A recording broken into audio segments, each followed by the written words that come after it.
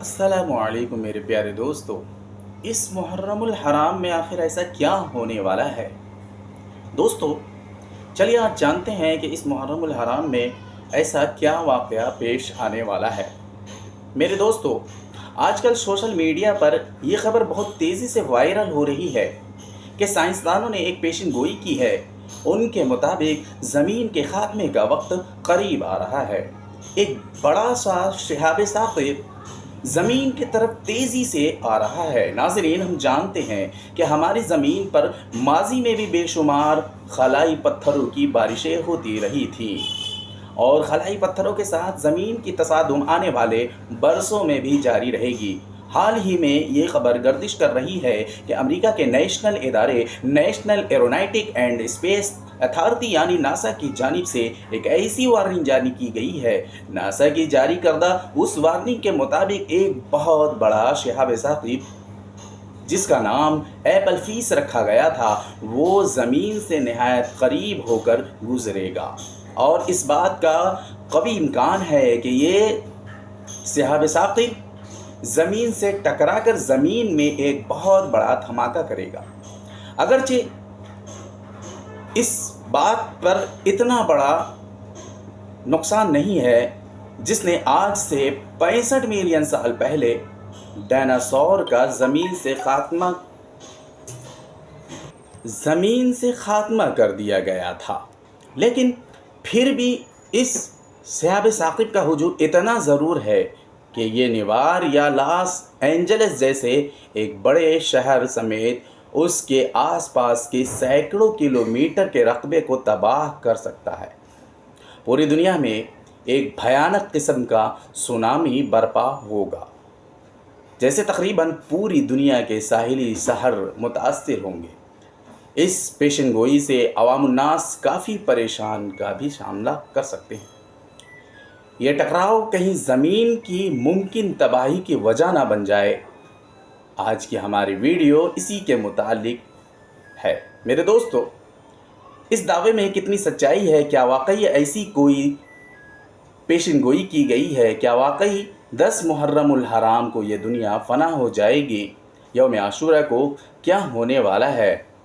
इसके साथ साथ हम बात करेंगे कि ये शिहाब साक़िब कौन सा है, कहाँ से आया है, इसके स्पीड कितनी है, उसका साइज़ क्या है। मेरे दोस्तों, इन्हीं सारी बातों पर आज हम इस वीडियो में तज़किरा करने वाले हैं।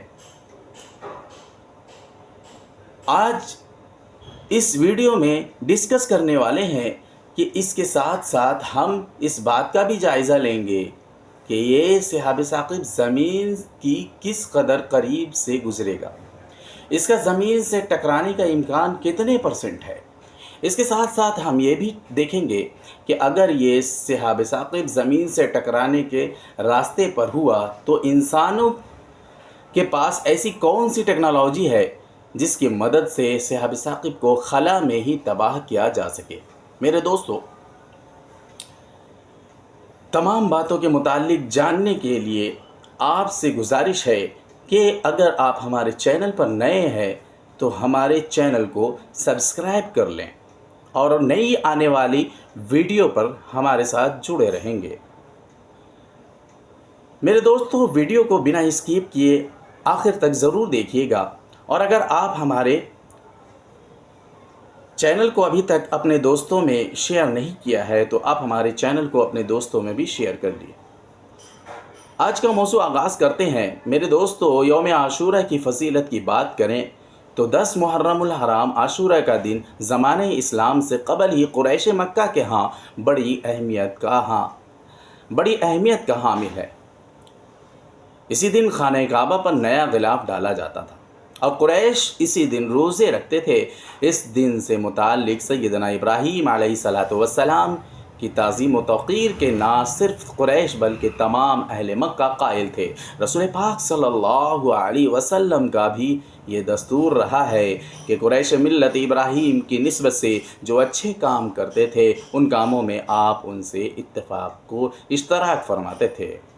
इसी बिना पर हज़म भी शिरकत फरमाते थे और अपने اسلوب کی بنا پر آپ قریش کے ساتھ عاشورہ کا روزہ بھی رکھتے تھے، لیکن دوسروں کو اس کا حکم نہیں دیتے تھے۔